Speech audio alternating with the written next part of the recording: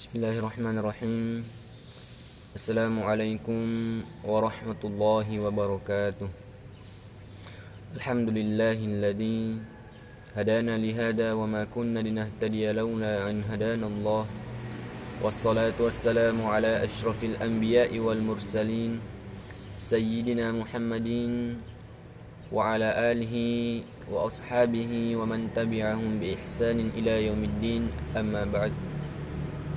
Ma'asyiral muslimin wa muslimah rahimakumullah. Pada kesempatan kali ini, marilah kita senantiasa memanjatkan puji syukur kehadirat Allah Subhanahu wa taala, yang mana Allah Subhanahu wa taala memberikan kepada kita nikmat yang begitu besar. Seperti sekarang ini yang kita rasakan, Allah Subhanahu wa taala masih memberikan kepada kita tubuh atau badan yang sehat walafiat, umur yang panjang, dan begitu banyak nikmat-nikmat Allah yang Allah Subhanahu wa taala berikan kepada kita yang lainnya. Dan Allah Subhanahu wa taala hanya meminta kepada kita untuk senantiasa bersyukur kepadanya dan tidak meminta yang lainnya. Karena mengapa? Apabila Allah meminta kita untuk menghitung segala nikmat yang Ia berikan kepada kita, ulama-ulama kita memberikan perumpamaan bahwasanya meskipun engkau mengambil seluruh ranting-ranting yang ada di bumi sebagai pulpen atau pena, dan seluruh air di lautan, di sungai, di danau engkau ambil sebagai tintanya, niscaya engkau tidak akan bisa menghitung nikmat-nikmat Allah Subhanahu wa taala. Dan bahkan meskipun engkau membuat mesin yang canggih, maka mesin itu akan rusak, akan meledak, karena tidak mampu menampung seluruh nikmat-nikmat Allah Subhanahu wa taala. Allah Subhanahu wa taala berfirman dalam Al-Qur'an, "Wa in ta'uddu ni'matallahi la tuhsuha." Seandainya aku merintahkan kepada kalian untuk menghitung nikmatku, maka kalian tidak akan mampu menghitungnya. Salawat serta salam kepada baginda Nabiullah Muhammad sallallahu alaihi wasallam, yang mana Nabi diutus oleh Allah Subhanahu wa taala menjadi suri tauladan yang baik, menjadi uswatun hasanah, dan yang mana Nabi menjadi rahmatan lil alamin, rahmat bagi seluruh alam ini. Ma'asyiral muslimin wa muslimah rahimakumullah. Pada kesempatan kali ini saya akan membawakan ceramah yang berjudul Hikmah daripada musibah. Sebagaimana kita ketahui bahwasanya musibah, bencana, cobaan yang turun di muka bumi ini mempunyai beragam jenis. Ada musibah yang menimpa diri kita, ada musibah yang menimpa saudara-saudara kita, ada yang menimpa keluarga kita, harta kita, bumi kita, dunia kita. Seperti yang kita ketahui sekarang, yakni adanya wabah penyakit yang disebut dengan COVID-19 atau virus corona, yang mana Allah Subhanahu wa taala ini telah menjanjikan dalam Al-Qur'an di dalam surah Al-Baqarah, A'udzu billahi minasy syaithanir rajim, wa lanabluwannakum bisyai'in minal khawfi wal ju' wa naqsin minal amwali wal anfusi was thamarat wa basyiris sabirin. Dan yang artinya, dan kami akan memberikan kepada kalian cobaan dari sedikit ketakutan, kelaparan, kekurangan harta dan jiwa dan buah-buahan, dan berikanlah kabar gembira kepada orang-orang yang senantiasa bersabar. Ma'asyiral muslimin rahimakumullah. Dalam ayat ini Allah Subhanahu wa taala memberikan berita atau kabar kepada orang-orang yang beriman bahwasanya mereka akan diberikan cobaan dari perkara-perkara yang mana akan diketahui dengan nyata bahwasanya apakah mereka benar-benar bersabar kepada Allah Subhanahu wa taala ketika ia ditimpa musibah. Dan tentunya orang yang beriman yang apabila ditimpa musibah pasti ia akan bersabar. Ia tidak akan melenceng dari ajaran Allah Subhanahu wa taala, tetap di jalan yang Allah Subhanahu wa taala syariatkan, tidak melakukan perbuatan-perbuatan yang maksiat, tidak melanggar syariat-syariat Islam, yang mana inilah menjadi bukti kesabaran orang-orang yang beriman. Dan inilah salah satu hikmah daripada Allah Subhanahu wa taala menurunkan yang namanya bencana. Dan perbuatan atau hal yang terbaik dilakukan oleh seorang mukmin ketika ditimpa musibah ialah Allah Subhanahu wa taala melanjutkan firman-Nya, alladzina idza asabatuhum musibah qalu inna lillahi wa inna ilaihi raji'un ulaika alaihim salawatun min rabbihim wa rahmah wa ulaika humul muhtadun. Artinya, dan orang-orang yang bersabar adalah yang ketika ditimpa musibah mereka mengucapkan inna lillahi wa inna ilaihi raji'un. Sesungguhnya kami milik Allah Subhanahu wa taala dan kami akan kembali pula kepadanya.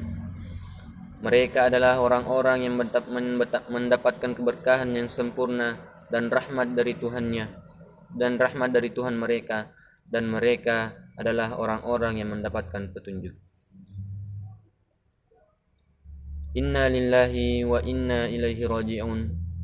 Kalimat tersebut adalah disebut dengan kalimat istirja, yang mana menjadi bukti bahwasanya kita benar-benar menjadi hamba Allah Subhanahu wa taala bila kita ditimpa musibah.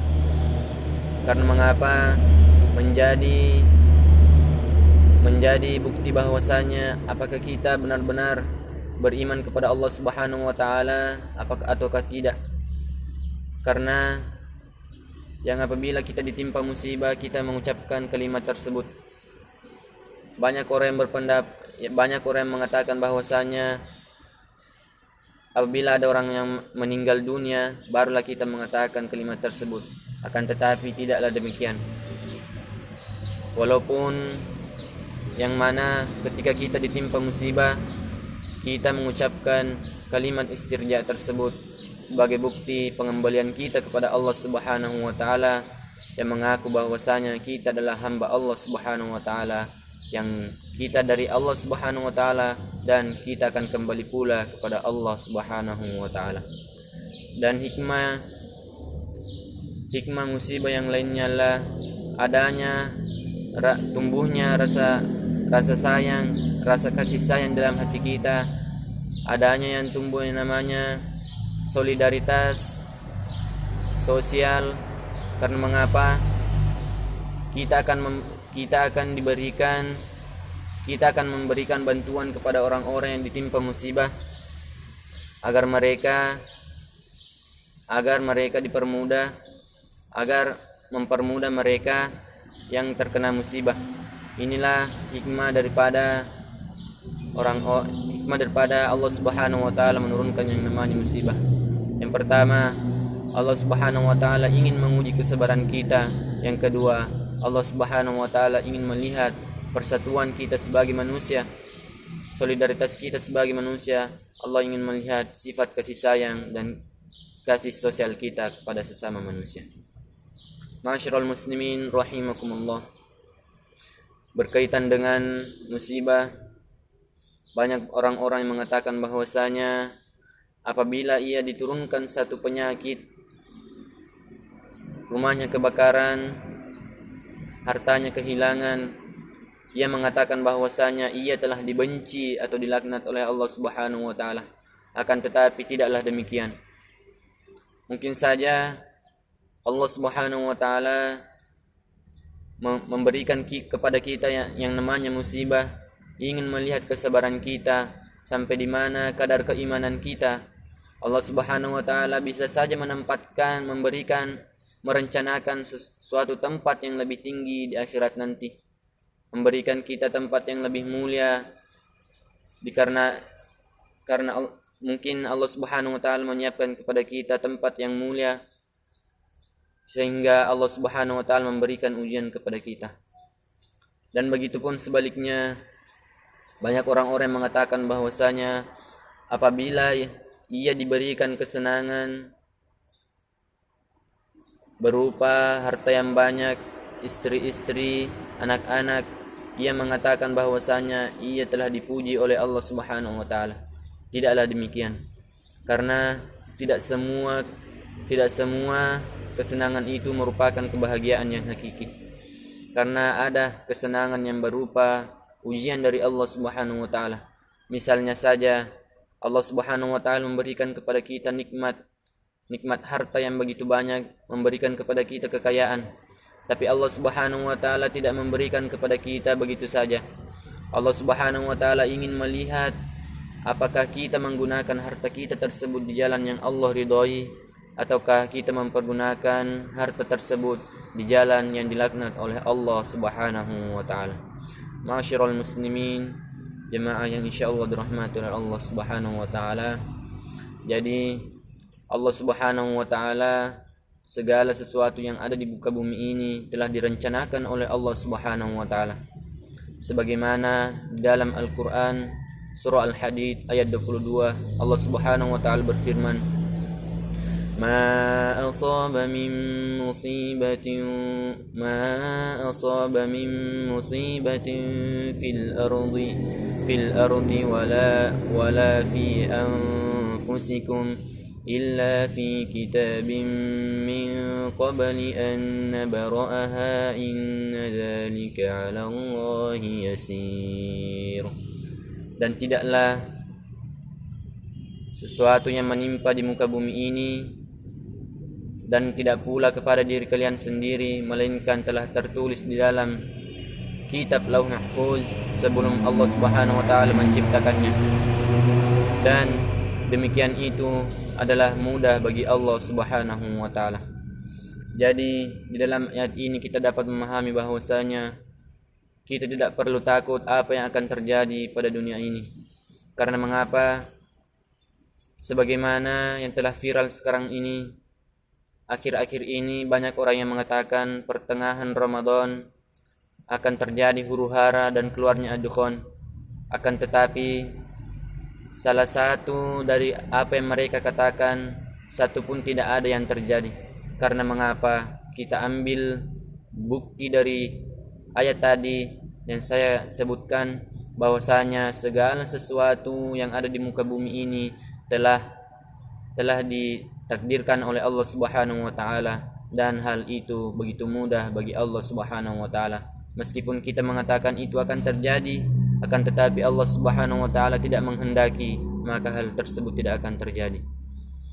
Begitupun sebaliknya, meskipun kita mengatakan tidak terjadi tetapi Allah menghendaki untuk hal itu terjadi, maka hal itu akan terjadi. Ma'asyiral muslimin wa muslimah rahimakumullah. Jadi kita tidak perlu takut, tidak perlu bersedih berkepanjangan yang tidak ada tara. Marilah kita mantapkan jiwa dan hati kita untuk senantiasa mendekatkan diri kepada Allah Subhanahu wa taala, bertaubat kepada Allah Subhanahu wa taala, memohon maghfirah Allah Subhanahu wa taala, sehingga semua itu mendapatkan hikmah, berkah, rahmat dan manfaat dari Allah Subhanahu wa taala.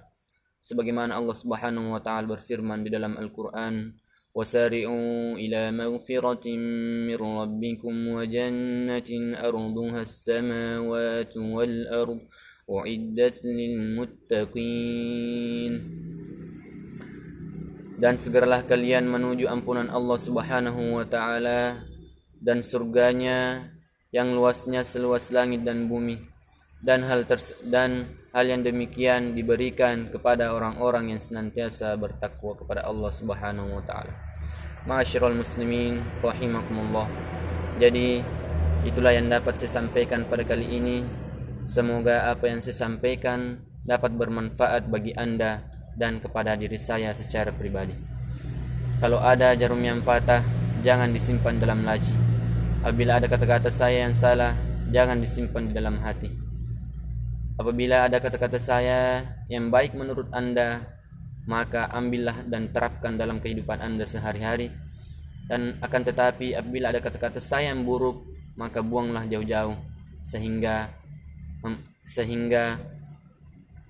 membebaskan kita kepada sesuatu yang tidak kita inginkan.